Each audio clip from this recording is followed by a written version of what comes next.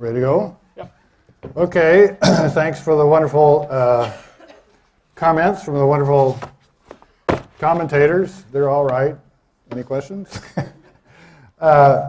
So I really liked what Eros said, because Donlan was my teacher, and therefore Genoveva's great grand teacher. Josh, Deaver, and Herman are really, I think, my grand students. So much for filial devotion, but anyway, I'm very proud of the fact. Via Stephen Neal. And I myself, I go from, I mean, just because Genoveva brought it up, I go from Denellen, and Max Black was Denellen's teacher, and Frank Ramsey was Max Black's teacher, and Wittgenstein was Frank Ramsey's teacher, or Russell, one of those guys. Anyway, it's pretty good lineage, Genoveva. You should, I may be the weak link. I think we get all the way back to Lhotse, maybe, or Avicenna, I don't know. Okay. So Genoveva and Eros, both in the referentialist tradition, but really divergent point of views. Genoveva loves language. She likes that it has a life of its own, and she admits it has some connection with the mind that probably should not be completely ignored. Genoveva had a huge influence on me in many ways, but particularly an article in which she made the distinction between the mechanism of reference and the propositional contribution of reference, and how these two things were confused in the literature. So when Kaplan talks about direct reference, it sounds like he's saying something about the mechanism of reference, right? And it seems kind of, that relation I have to Aristotle doesn't look very direct. On the other hand, the relation that Russell thought he had to his sense data was very direct. And he used the word acquaintance, and you can think that, well, if we loosen up acquaintance a little bit, well, I'm acquainted with Kappa, and I'm acquainted with Isidora, and I'm acquainted with Genoveva, but I'm certainly not acquainted with Aristotle. And then people say, oh, well, you must be acquainted with Aristotle because you can refer to Aristotle, and acquaintance is a necessary condition of reference, therefore you're acquainted with Aristotle. Then we milk the word of any meaning it ever had. And Genoveva's analysis says, that's just confusion. Direct reference means that the individual referred to gets into the proposition. It's not that the description or the conditions they satisfied in order to be referred to get into the proposition, and then, as a result of that, they have some propositional status. That's exactly how Kaplan thought of it. And it's exactly what he meant by direct reference, raises the question, why call it direct reference? Well, it's direct versus indirect. If you think of indirect reference being the referent is relevant because of an identifying condition, or sense is part of the proposition. So it's not that there's anything incorrect or crazy or inconsistent about Kaplan's use, but it seems to me extremely misleading, because I think the notion of directness typically goes with the mechanism. Now, I hate to use this word since one of the world's experts will speak tomorrow, but there's also a phenomenological aspect to reference. And phenomenological directness, I think, is something we have to somehow take account of. It's very easy to think about Aristotle. It's not particularly harder to think about Aristotle than to think about Kepler, even though I'm acquainted with Kepler. And it's somewhat easier to think about Aristotle than it is to think about my own sense data, frankly. And there's something phenomenologically direct about the contents of your thought. What are you thinking? Well, I'm thinking Aristotle. Well, I don't want to give Stacie the creeps. Aristotle was a Greek. He wasn't a Greek. He was a Macedonian. But anyway, I'm thinking that Aristotle was married more than once. I know what I'm thinking. It's easy. So there's the whole phenomenology of it, about which I have virtually nothing to say. But I think over the years, Genoveva and I have grown apart. Or Genoveva has remained a pure, true, Wettstein, Kripke, Kaplan referentialist, right? And I am a waverer, right? A spineless, pseudo-descriptivist. Okay, but anyway. I do think names are mainly there to link notions. Names give me entry into affecting your notions, your ideas. Cocoa reference, going back to Eros's quotation of Kaplan's quotation of Donnellan, Cocoa reference, which I don't develop much in this essay because I did in the book. Then I should have gone back and read what I said in the book to make sure I wasn't inconsistent, but Jesus, you know, life is short. Cocoa reference means that, like, Eros says something, and then I come up with a referring expression or think a thought, and I intend that if Eros was referring to anything, that I'm referring to the same thing. And that's what makes the chains in what I call a name-notion network. And names are an important part of those chains, but they're not an essential part. And certainly there could have been a chain of Cocoa reference that led to people in medieval times coming up with a name for this great philosopher they all believed in and had read works of but never had a name for. And they call him Aristotle. So I'm with Donnellan in there, and I suspect Kaplan is coming around to that point of view because he's really quite old. He's 10 years older than I am. And when you're that age, you do a lot of thinking about people without having any idea what their name is. You can have people, I mean, when I come to the conference a couple days ago, I had many people in mind. I recognized their faces, and their names just sat down there, you know, waiting for some kind of embossed invitation to come into consciousness.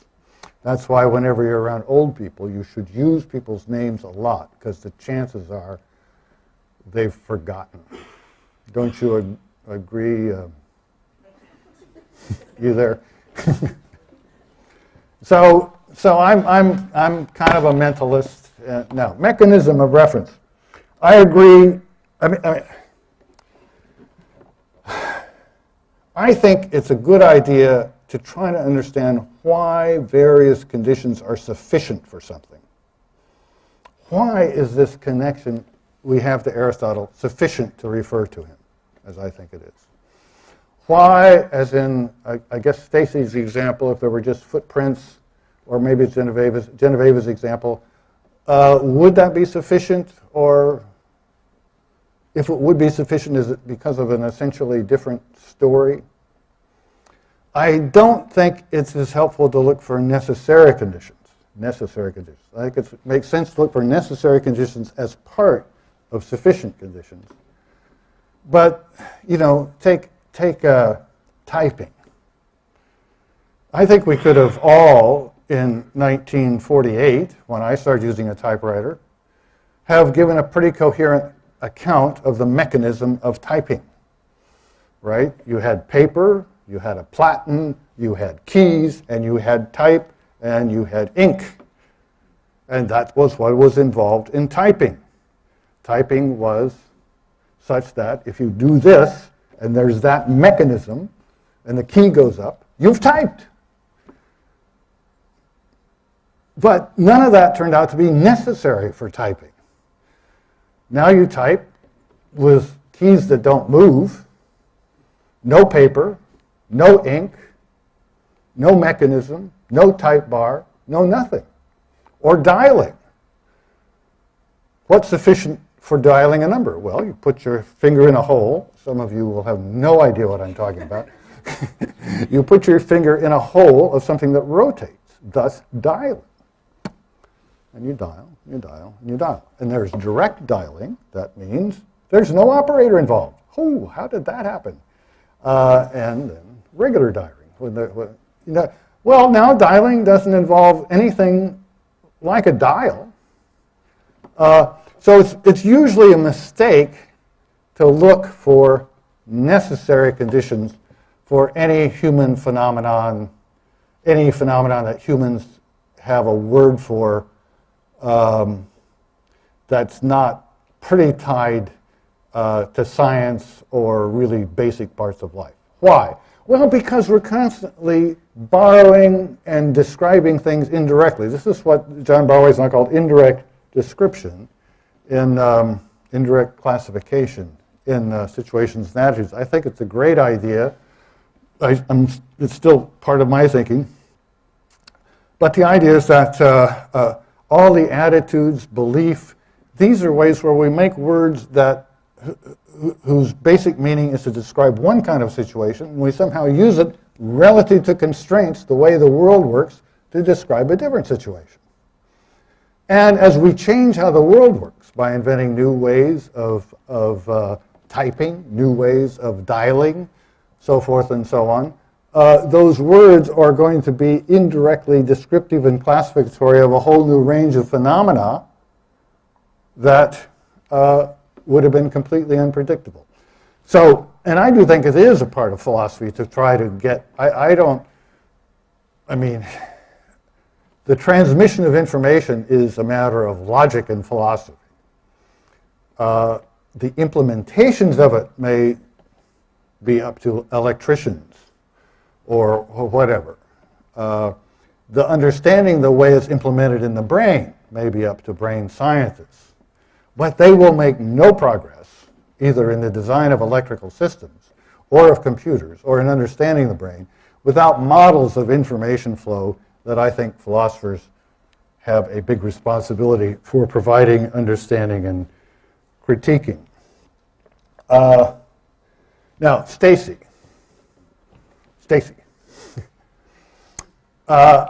My doctoral dissertation was on individuation and identity.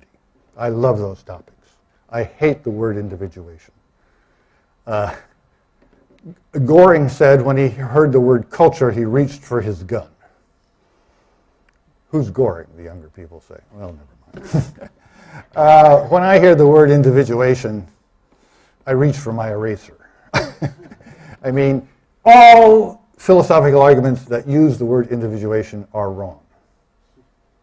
Okay, many of them are faulty, right? So I'm not impressed by difficulties in individuating networks. If we have paradigm cases of what's the same network and kind of paradigm cases of what's not the same network, that'll probably do for our purposes.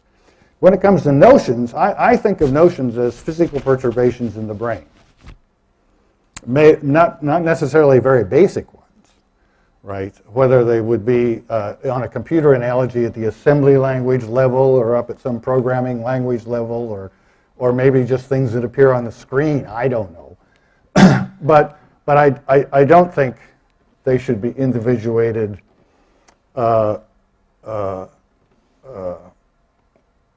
in terms of their content or what they're of. I mean, I think there's a great advantage to the mind-body problem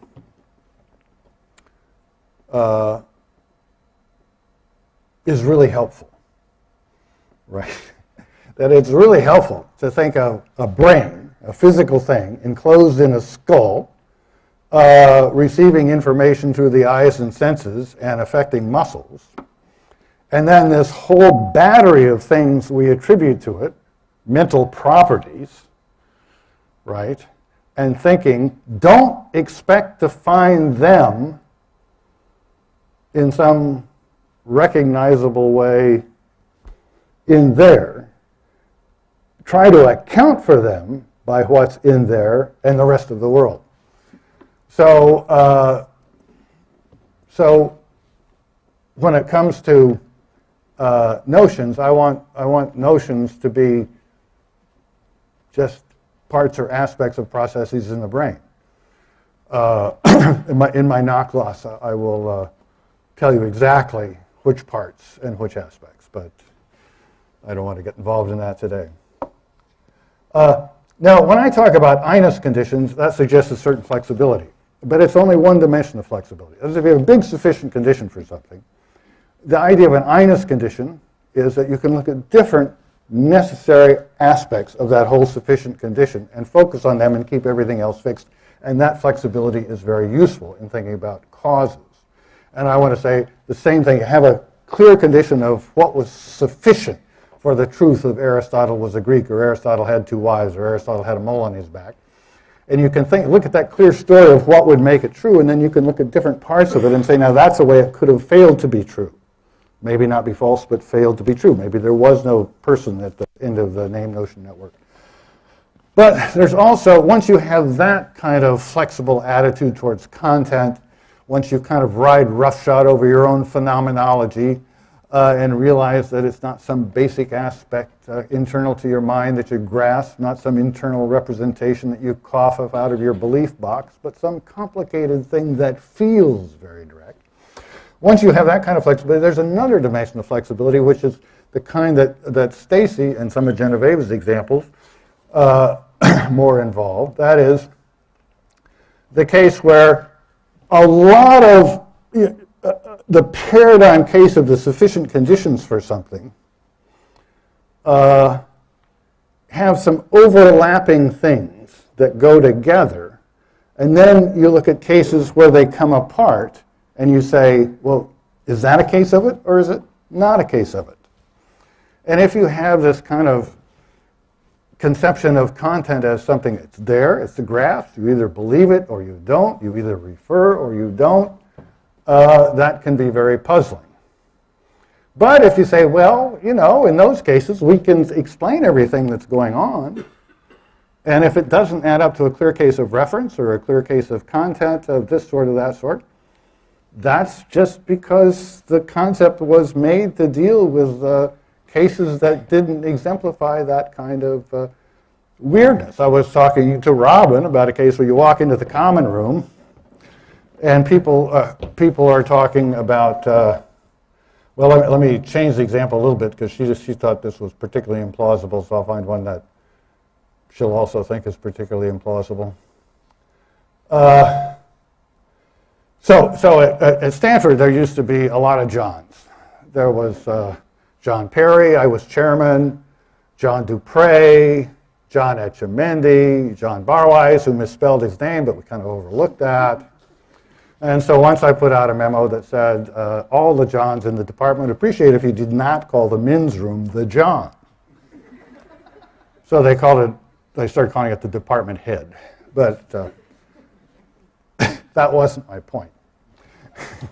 The point is, if you walked into the common room and there was a spirited conversation among the graduate students, and one was saying, well, John really finds Perry irritating.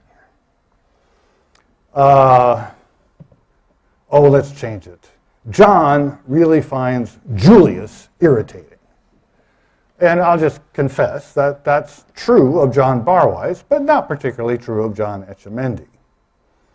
So I walk in there, I take him to be talking about John Etchemendy, and I say, no, he doesn't. He doesn't find Julius irritating at all. He kind of rises above Julius's idiosyncrasies and sees him for the complex, interesting human being that he is. And as a result of that, they go ahead and invite both Julius and Barwise to their party. and it's just a long, tense evening. Did I say something false? I intended to be referring to John Etchemendy and saying something true. But I became part of a conversation in which John referred to John Barwise. Genoveva, I think, would say I referred to John Barwise and said something false, and I'm culpable. Maybe Eros would say, well, no, you referred to John Etchemendy, said something true, but you were quite careless about the communicative upshot of your remarks. Stacie would say, well, it just depends on how you individuate the name-notion network. You wouldn't say that. You might say that. I'd say, well, it's clear what happened. Say whatever you want. Particularly if you can find it someplace in my book where I say something like that. Then so these two kinds of flexibility, they're not the same, but they're similar in spirit. Once we see what a complicated mess reference and content are, it will lower our expectations about having clear-cut cases. Now, one place I disagree with Genoveva, and I also disagree, I think, at least with the historical David Kaplan. They would both think I'm on the wrong line here, and both indeed said so many times in the past, is that I really see, and Kep and I talk about this in our book, I really see David Kaplan's work on indexicals not as kind of filling in an outline kind of reference to go together with what was pretty well understood definite descriptions and names, but rather with giving us the correct paradigm for all reference. That's not to say all reference is indexicals. Indexicals are a very particular kind of subject-object role.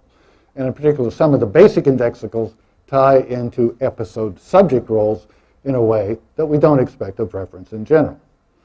But the idea that buried in the heart of reference, like a worm, as Sartre would say, is this agent in time relativity.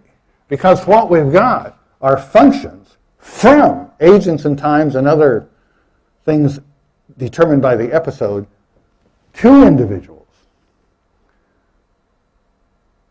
That is what he took as a hallmark of indexicality, but I think it's true of reference in general, and that will be the heart of the problem considered tomorrow, which you already heard from, oh, my mind's going blank. I've got him in mind, but I can't call his name. Who gave the wonderful paper yesterday on elusive reference? Simon, where's Simon? He went home. That is, this creates a difficulty, not just for thinking about itself, but for thinking about anything. It looks like to think about anything, you have to think about the I and the now first to plug in the arguments for the function that gets you to what you're really thinking about. But how do you plug in those arguments? Well, with I and now. But they themselves exemplify the same things. They have to have, so that's what we'll talk about tomorrow. And it's a problem that would arise even with the straightforward Genoveva Kaplan view, but arises in spades. Is that right to say? For once you take my view. Okay, so that's probably all I have to say. So questions for the commentators, or if absolutely necessary for me?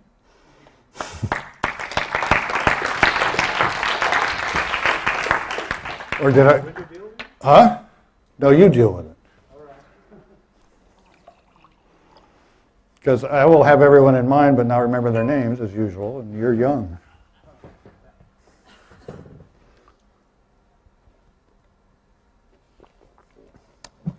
François, your name I know. So first one brief remark about one of the comments, something just that Genoveva said about Mill being wrong about connotation. I think Mill didn't use connotation in the contemporary sense. He meant something different, and he was right, not wrong, so that's unfair.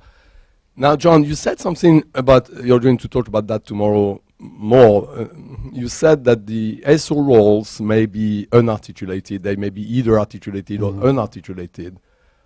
I find that a bit puzzling, but the talk of articulation and unarticulation with respect to these roles is not very clear. So I would think that maybe the values of the SO roles tend to be articulated, I would think. And well, I would think that the ES roles, their values are always unarticulated. And I don't know whether the roles themselves can be said to be articulated or unarticulated. I'm not too sure. But why don't you give us an examples in which the SO roles are unarticulated? Okay.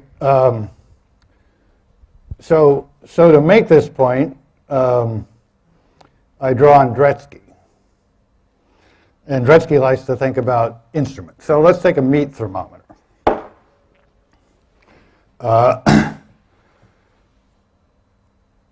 So, with apologies to vegans and vegetarians, you've got a meat thermometer. It's got a little thing here that has a dial, and it has degrees in some old-fashioned system like Fahrenheit.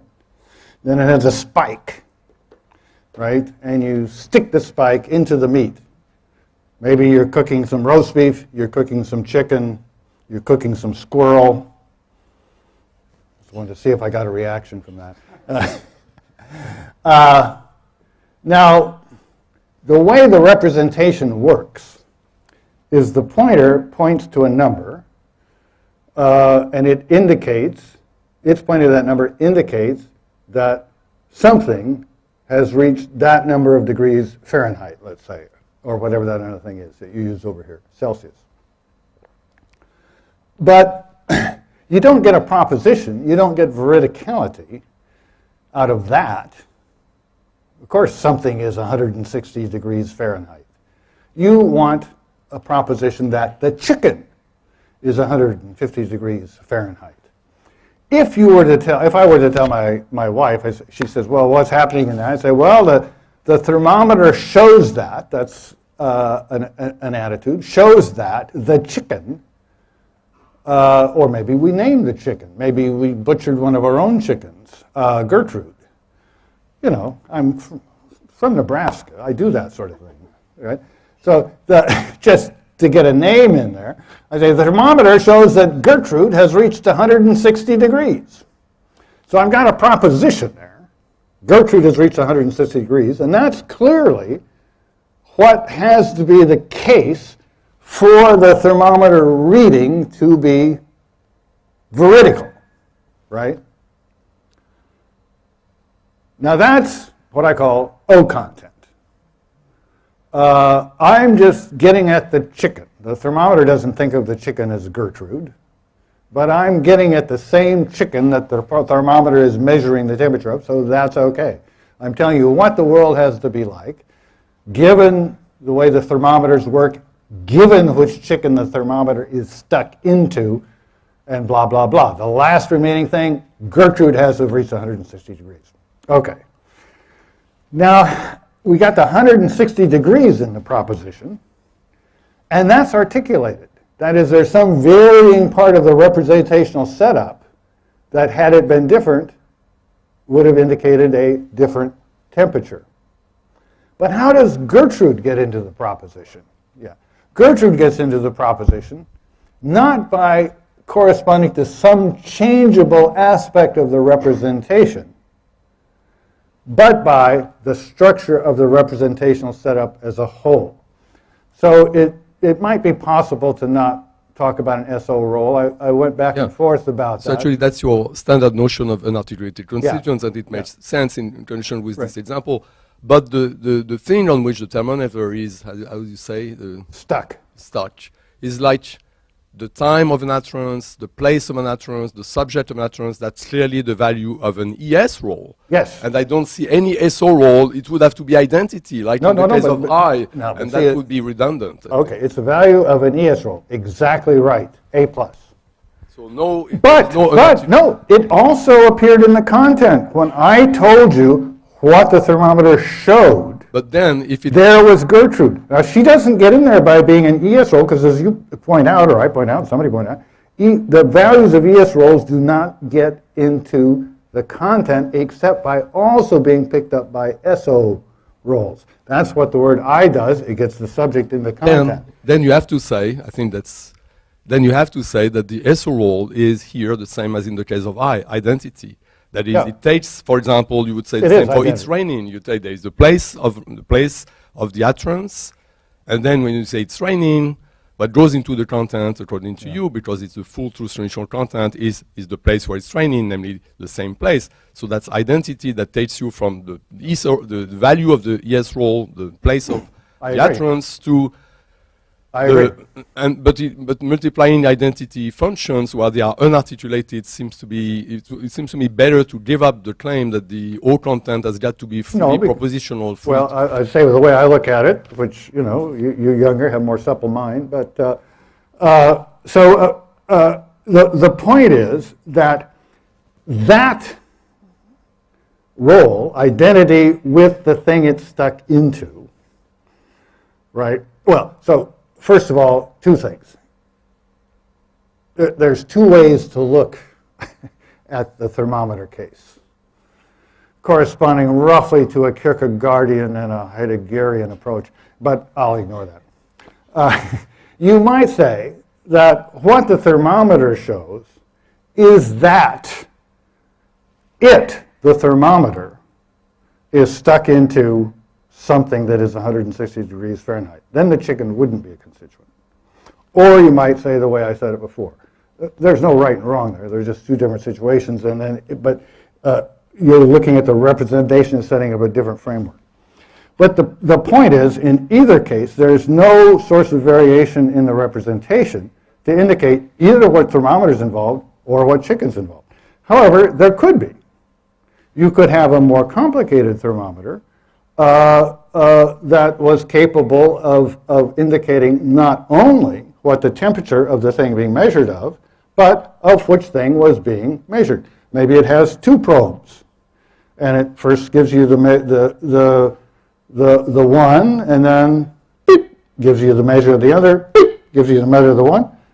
You know, if you want to develop that, take my idea and do it. In that case, the representation would have two kinds of variation, not only for the temperature indicated, but also for the hunk of meat about which it was indicated. In that case, of course, the role couldn't be identity, because the basic situation would give you two choices. But I'll say more about this tomorrow. I understand your sympathies. I really wrestled with this, but it seemed to me, in the end, the best thing to say, and it does solve the problems of self-consciousness and meaning in the world. So, a small price to pay, you know. But we'll talk more about this tomorrow. I may not have it quite right. Dagfinn, what does Husserl say about the phenomenology of reference? You're going to talk, oh, okay. I had a feeling we'd hear about Husserl tomorrow. Stacie. Oh. So how many thousands of people do you suppose are watching us?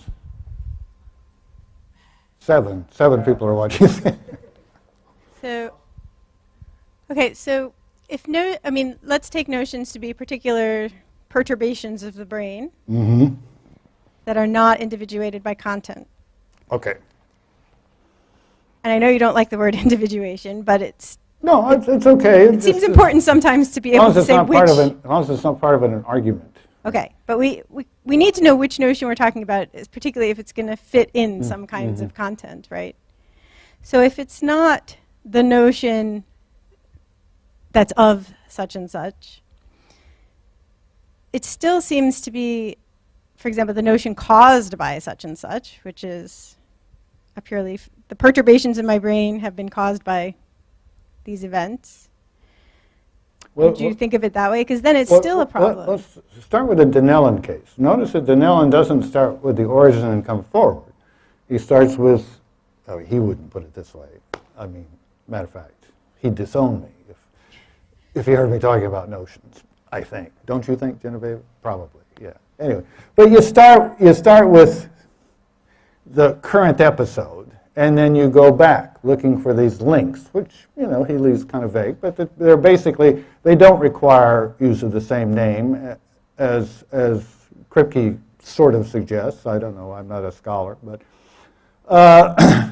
so those would be what I call Coco referring links going backwards. Well, that notion was formed when he read the article in the New York Times about Jacob Horn, right? And so he uses it that when that notion is employed, he uses it to Coco refer, which is, or Coco think maybe would be better if we want to keep things separate. And then we can go, and then we reach a block. So we wouldn't be individuating from the origin. We'd be individuating from any place on the network back. Is that better?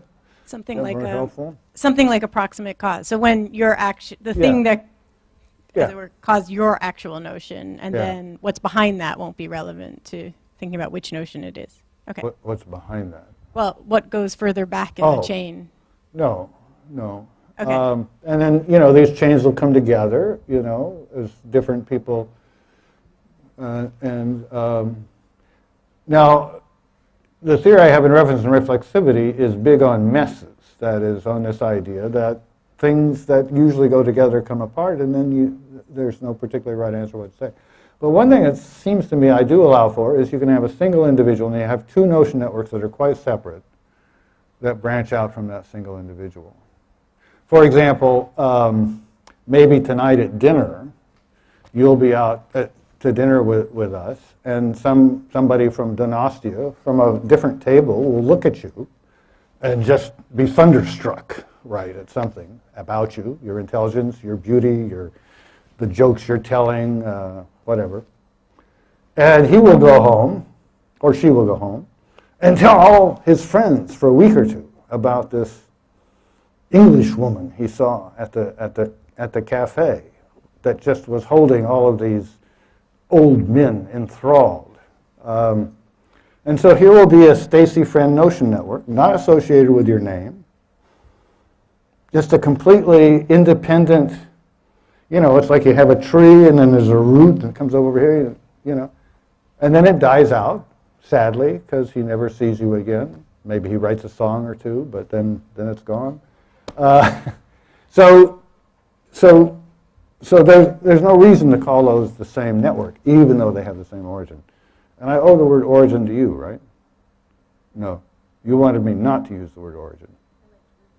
Root. Oh, okay. Well, probably would have been better. Right. Since we're done for today. Huh? You want a joke? No joke. Yeah, I learned my lesson last time. Tomorrow we start at 9:30. Right? 9:30 in the morning? 9:30 in the morning. So please, let's thank all speakers.